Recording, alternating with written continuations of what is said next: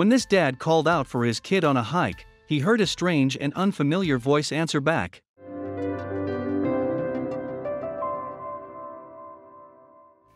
When John Ötzi and his 2 children went for a hike in the summer of 2020, he became separated from his oldest kid on the path. At that point, the dad called out to get her attention, only to be met by a mysterious voice. Ötzi never would have guessed what that sound was ultimately leading him to. So where were Ötzi and his family at the time of this incident? Well, they'd been enjoying a stroll on the Windsor Trail, which can be found in New Mexico. The lengthy path is located within the Santa Fe National Forest, a popular spot for explorers in the area. With that in mind, the Ötzi clan were just like any other hikers as they took in their surroundings on the trail. John and his family are all keen campers, and they're big fans of biking and geocaching too. Something tells us that he loves the great outdoors. But that love of nature couldn't prepare Ötzi for what happened in the summer of 2020. Something was waiting for him and his family in the dark recesses of the New Mexican woods, catching their attention with a mysterious sound. From there, the group's relaxing hike morphed into an unforgettable experience. Ötzi was 47 when he took to the trail that day, while his 2 kids were 12 and 10 respectively. Their dad boasts a pretty fascinating background, as his career has gone through some big changes. For one, he's a former member of the U.S. Marine Corps.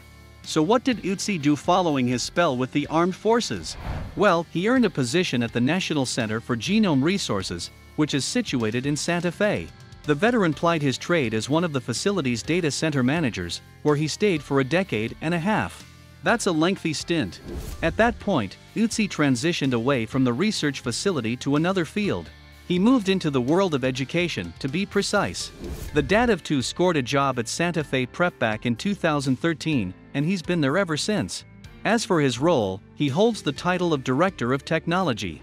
Like we said, Ötzi has a pretty broad range of experiences in his locker. So you'd think that he'd have no problems navigating the Windsor Trail with his kids. The path itself is just over 22 miles in length and stretches across some beautiful terrain. The forest is a truly stunning backdrop.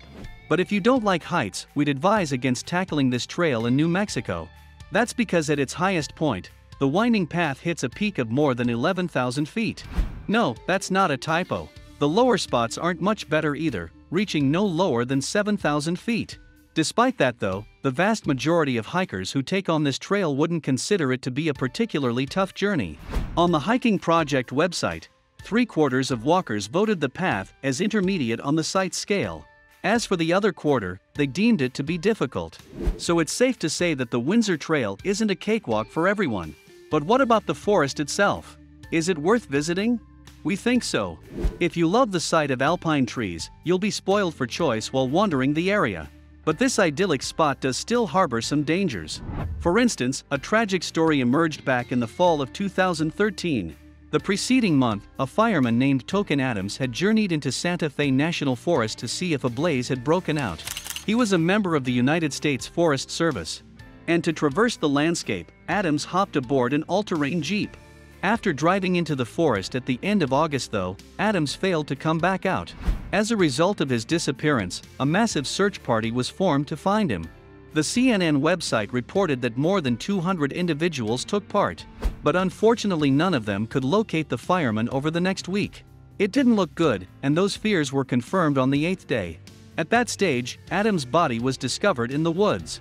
The New Mexico State Police told reporters that he might have been killed in an ATV accident.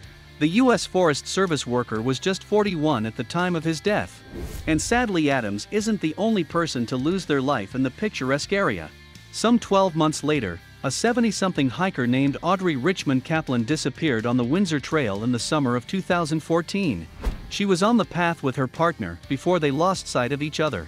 What were they doing on the trail? Well, the pair had their eyes on the mushrooms that grow in the forest, which was apparently one of Kaplan's hobbies. Anyway, after she disappeared, a large group again came together to find her. One of those people was a woman named Judy Allison, who'd been a pal of Kaplan for many years.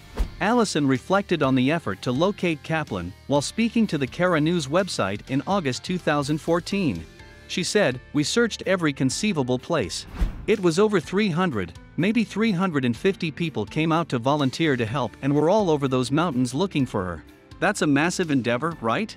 The search lasted for almost a week before Kaplan's remains were discovered.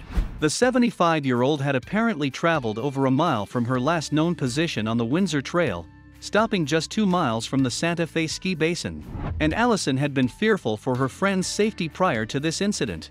Allison believed that Kaplan's untimely passing served as a warning to those who took the trail lightly. She explained, "The fact is that Audrey had been told many times by me and others that she dressed inappropriately and didn't carry the appropriate gear for hiking in the mountains. So it wasn't a surprise." Keeping that in mind, you clearly need to be careful while navigating the Windsor Trail. And given what happened to Kaplan, we don't blame John Ötzi for showing some concern when his daughter left his line of sight in August 2020. But the veteran got more than he bargained for after shouting out to her. So what actually transpired on that fateful day? Well, to help set the scene, Ötzi spoke to the KRQE website.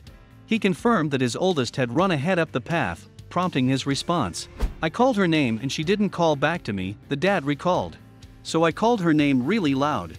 And then I heard my daughter yell back to me from way up around the corner," Ötzi continued. "I couldn't see her, but she had gone the right way. Then, I heard somebody else answer from way off the trail. That led to a bizarre 20 minutes, as the teacher engaged in a loud conversation with the mysterious voice." Ötzi was trying to pinpoint the voice's location in the forest, which caused him and his kids to take an unexpected detour. KRQE reported that the group went 600 yards away from the path and traversed a large slope. At that point, they finally found the source of the noise.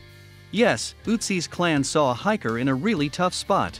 Apparently, this poor man had been stuck in the Santa Fe National Forest for 2 whole weeks. We can't imagine what he went through during that time. The veteran described the stricken hiker's state in vivid detail, outlining where they found him. The hiker was lying beside a creek. He couldn't stand, he couldn't move, he was delirious. So he wasn't making much sense, Ötzi recalled. His lips were all chapped to the point they were bleeding. His tongue was swollen, he was super gaunt and skinny. I was like, this guy really needs help. Ötzi offered up some more information about this dire situation during another interview. The dad of 2 appeared on the As It Happens radio show in August 2020. Once again he described the man's condition, before shedding some light on what might have happened to him. How did the hiker end up there? The hiker's face was so gaunt. Like, his cheeks were hollow, Ötzi said. He looked like he had severe sun exposure and had not eaten in a long time. I asked him, what's wrong? And he said, my legs don't work. And I said, what happened? And he said, I think I fell. Anyway, as much as Ötzi wanted to help this poor guy, he came to a quick realization. The teacher had already clocked in around 12 miles of walking by the time he first heard the voice. So he didn't believe that he could both lift the hiker and help his children out of the forest. What did Ötzi do then? Well, ahead of returning to the path, he and his children handed the hiker their food and drink. The trio headed for the trailhead, racking up an additional 3 miles in the process. Upon arriving there, the former Marine quickly contacted the emergency services. Some 60 minutes later, the local fire brigade were at the trail. To help find the hiker, Ötzi handed over his GPS coordinates, highlighting the spot where the man had been stranded. Thank goodness for technology. So you'd think that'd be the end of things, right? After all, the group just needed to follow the directions. But there was another twist in this tale. The fire crew failed to locate the injured man, despite having his coordinates. They spent roughly 8 hours looking for him before coming to a stop. Off the back of that decision, the department's captain spoke to KRQE.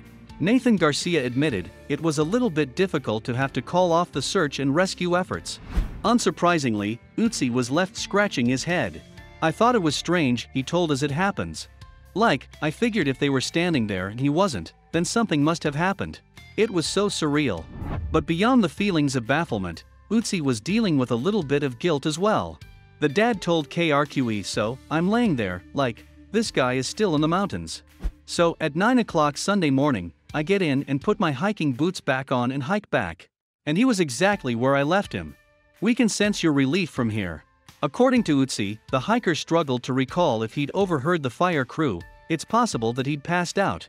So what happened next? Well, after ringing the authorities for a second time, the veteran didn't leave the path, instead staying there for about 4 hours. And the emergency services did finally reach the pair. Then, some 24 hours later, the Santa Fe Fire Department's Facebook page posted a statement about the incident. It read, Station 1A shift crew did a 9-hour trail rescue to save a man that was lost in the Santa Fe forest for 14 days. The crew built a fire to bring up the man's body temperature, which was dangerously low, fed him, and gave him water, the message continued. The man suffered from chronic back pain and again injured his back while hiking and could not stand or walk. His gear was stolen, at which point he got lost and disoriented. After that, the Facebook message hailed Ötzi's efforts in saving the hiker. Well deserved, we say. And once the post was published, it quickly gained traction on social media. The fire department's words earned hundreds of likes and numerous shares. They also generated plenty of positive comments as well. As for Garcia, he made a striking statement about the hiker's survival to KRQE. Never had we found somebody who had been out for that long, the fire department captain noted. It's hard to say. The human body can do some amazing things sometimes, but I don't think he had very much left in him. The hiker seemed kind of at the end when we did actually encounter him, Garcia added. He would wiggle his way to the stream.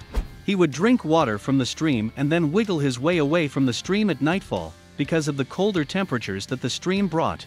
He had the will to survive for sure. So what happened to the hiker? Well, following the ordeal, he was left to recuperate at a nearby medical facility. Ötzi still hadn't caught his name by that point, but at least the hiker was finally safe. Thank goodness Ötzi's daughter ran down the trail in the manner that she did. It ultimately saved a life.